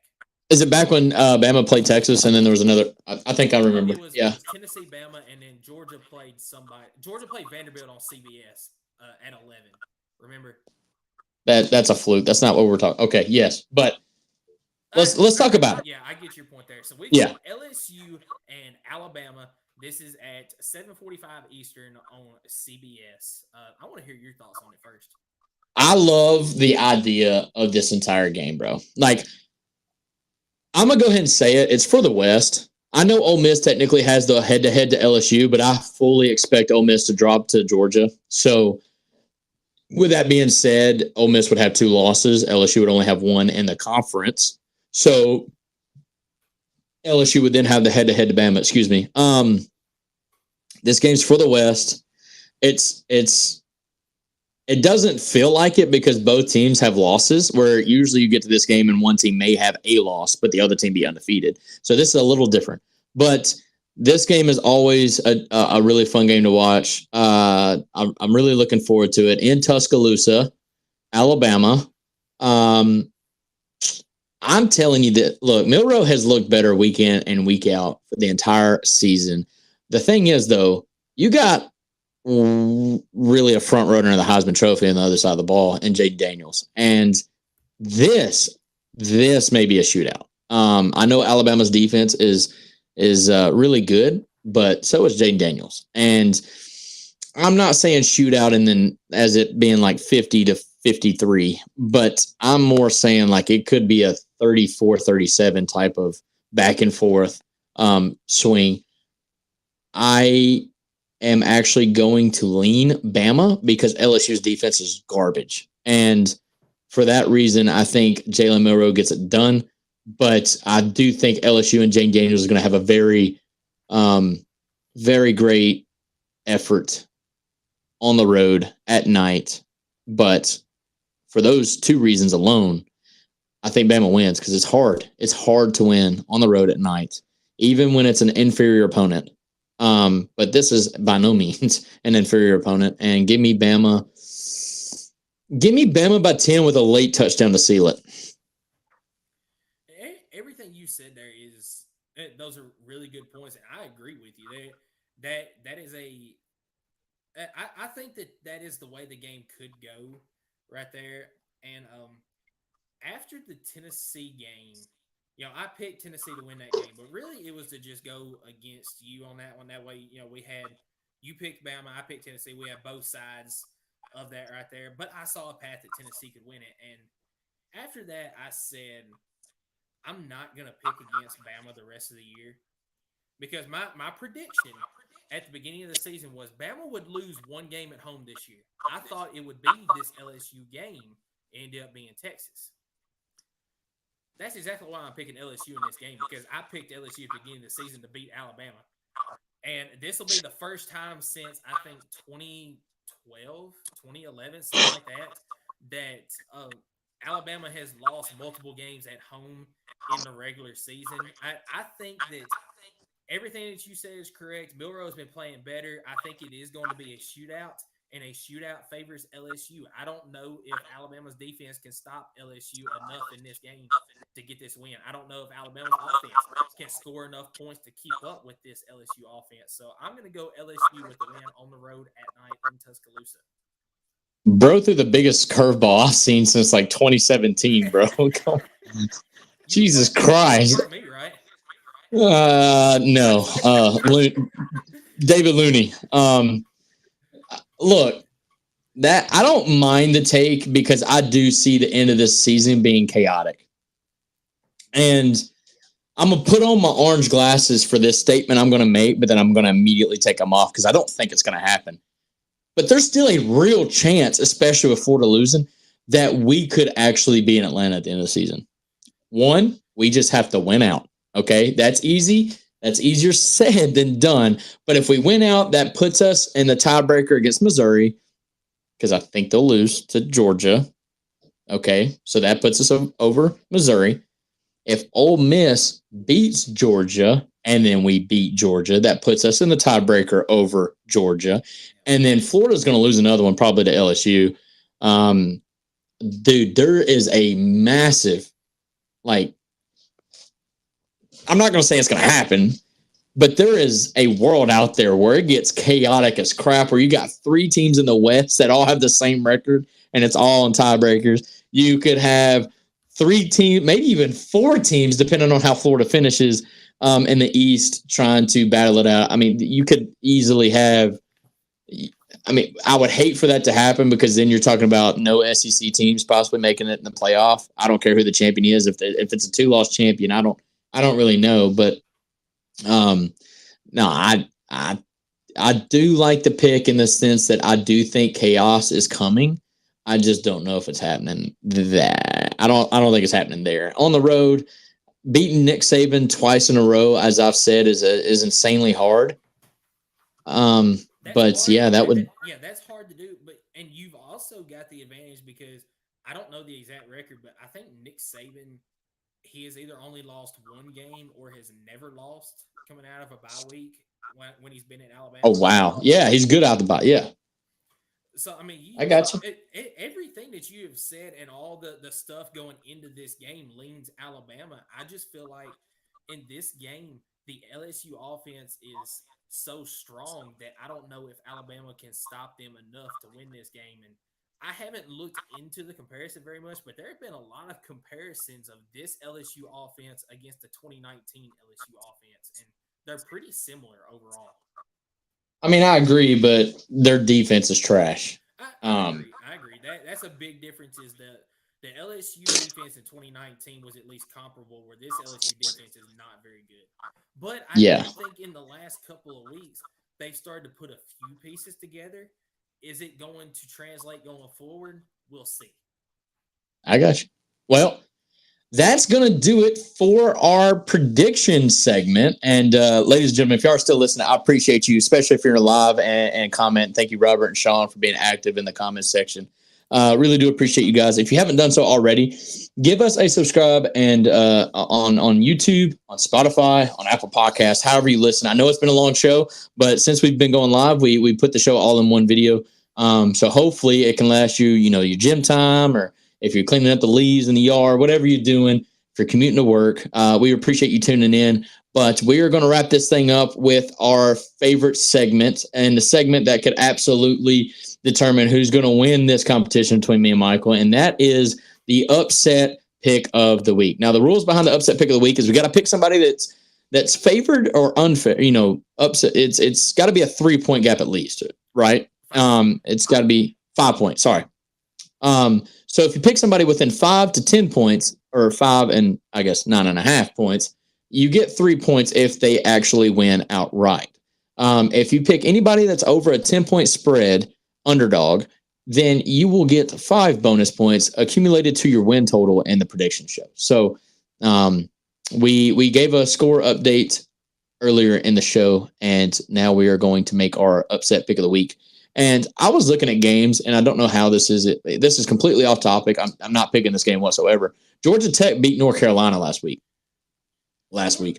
night. Georgia Tech has upset two teams that were, and I guess still technically are contenders for the ACC championship, Miami and North Carolina. They have ruined both of those teams' playoff chances. That's crazy, dude. So you got Georgia Tech playing Virginia, which the funny thing is both those teams beat North Carolina in the last 2 weeks. Yeah. So I thought that was kind of funny. I'm going to let you have the floor first because I kind of already told you my pick. You never told me yours. So who is your upset pick of the week, Michael? All right, before I give this, we didn't do this last week. Do you mind if I give a little small business shout out? All yours, brother. All right, so I want to first give a shout out to the individual. So my uncle Stephen Gordon, I went to my cousin's basketball game the other night, and he said, he was asking me about the show, and he said, I just want to go on record. He said I didn't give a score prediction, but I said Alabama was going to beat Tennessee by 2 touchdowns. So just wanted to throw that out there, and because of that, I want to give his business a shout out. Gordon Turf Farm. It is in Linville off of Buford Station Road. They have all your sod needs out there, Bermuda, Zoysia, Fescue. Go see him for all your side needs. It is in Linville, about 2 minutes from Richland School. Yeah. I worked there before I started my job full time at the post office. They'll come out, they'll install the side for you. If you would like that, or you can just pick up the side and install it yourself. But give him a call for all your side needs. And with that, I will go into my game. Can I interrupt you real quick? Yeah, go right ahead. Sounds like a great dude. Sounds like a great company. Master, I'm glad that you. But we're shouting him out because he picked against Tennessee. Is that what I'm hearing? No, I was just letting. Oh, okay. Because it really sounded like you were only giving him the shout out because he predicted Tennessee to lose, which in my mind is kind of messed up on a Vol Fanatic show, but that's okay. That's fine. I was shouting him out because I appreciate I know your family does too. My family listens to the podcast, and he was asking about the podcast, so I let him have his own record moment there too. So, I'm just messing with you, man. No worries. All right, what's your pick for this week? All right, so since you're a 1 point away last week, I'm still sticking about that, but so I want to throw this game out there that I teased earlier. This is not going to be my pick, although I was thinking about it. Jacksonville State is a 14.5-point dog at South Carolina. This is a must-win for South Carolina, but I could very well see a good Jacksonville State team going in and taking one from South Carolina. My pick, after looking back at the spreads again, is going to be Kansas State on the road against Texas. This game is a 6.5-point spread, and Kansas State has gotten it rolling here the last few weeks. Matter of fact, yesterday they beat UCF, I believe, 41-0. And Texas is on their backup quarterback right now. Quinn Ewers has got a grade 2 AC sprain. So I think this is a really good spot for Kansas State to come in and steal one from Texas on the road. So that is my upset pick. It is a 3-point play. Skylar, what do you have this week? I like that one, dude. I really do. That's and very well thought out. You did your research, realized Quinn Ewers is probably not going to be playing in this one. I want to talk about some games just to say that I talked about it because, like I mentioned, chaos is happening. All right. It's going to happen at some point. Not going to say this is going to happen, but maybe, just maybe, Pitt is a 22.5-point dog to Florida State, as they should be. But this late in the season, November is the month where you win championships. Can Florida State stay motivated, not think that they've already went undefeated this year, right? Don't get complacent. Make sure that Pitt doesn't just sneak up and get them. And then there's another one that I was surprised about, but I think it could also happen. Virginia Tech and Louisville. Just pay attention. That's a 10.5-point dog. So clearly they think something's there in the works. I think both teams should win those, but those are some pretty big spreads for top 25 schools or top 15 schools, really. Just keep an eye on those. But the pick that I'm going to make is Arizona State is a 12.5-point dog to Utah. Now, this is at Utah. Utah plays better at home. Obviously, every team pretty much does. But Arizona State, I think, has had some very, very great efforts against teams that are just better. And I think maybe this week they find a way to get it done. Utah still probably without Cam Rising. He may be out for the season. Cam Rising is officially out for the year. Okay, yeah. No word. He still has 1 year of eligibility left. He could come back next year, but he has not made that decision yet. They brought him on game day yesterday morning. Fair enough. I think Arizona State finds a way, man. It would be that in itself is kind of a chaotic type of scenario because you got Utah at 6-2, ranked 18th in the country. Arizona State is 2-6, 1-4 in the Pac-12. Hats off to the Pac-12. They are freaking loaded this year. They got some great teams, but that is going to be my official pick. I don't play safe. I'm going for the 5-point play, and I'm feeling confident. I think that's a good pick. Arizona State has played some close games this year, and I think that they could get it done. Did you say the game is in Utah, or is it in Arizona? It is. Yep. Rice-Eccles Stadium. That is a big factor in that game, but also you saw what Oregon did to them yesterday in Utah. And exactly. You're only as good as your last game, man. Yeah, and I'm going to throw myself a little bone here. I was starting to pick that game last week, and then I looked at the spot, and I said, I'm going to stay away from that one. That's exactly right. Robert, man, thank you for watching. He said, great show. Enjoying hearing y'all's assessments and opinions of all the teams in the SEC. At the end of the day, that's all we are. It's just opinions. But look forward to hearing the podcast next Sunday. Lots to talk about with a full slate of games, and there will be. So Again, apologize for the long show. Michael, dude, you got any closing remarks you want to make on the show? It's been a long one. Well, I do want to say, guys, I do have my brother-in-law coming over once this is done. I'm going to try to get my mic issues worked out. I know a lot of people have texted me. They've said, can't really hear you that well, and I don't know enough about all this technology stuff that I can't fix it myself. So we will have these issues worked out for next Sunday, and it'll be a whole lot better. Um, I feel like that this has been a really good show. There's a very good slate of games this week, and also watch out for this week, either Tuesday or Thursday. I hadn't decided which yet. I'm going to give my SEC power rankings on the YouTube. I try to do that at the end of each month, and the month of October is over with. We're going into November games, so I'll be giving my updated SEC power rankings this week. And also, one last thing, I know it's football season. We're all excited about it, but we got Tennessee hoops today. They're playing an exhibition game. It is a charity game against Michigan State today. All proceeds going to the victims in Hawaii.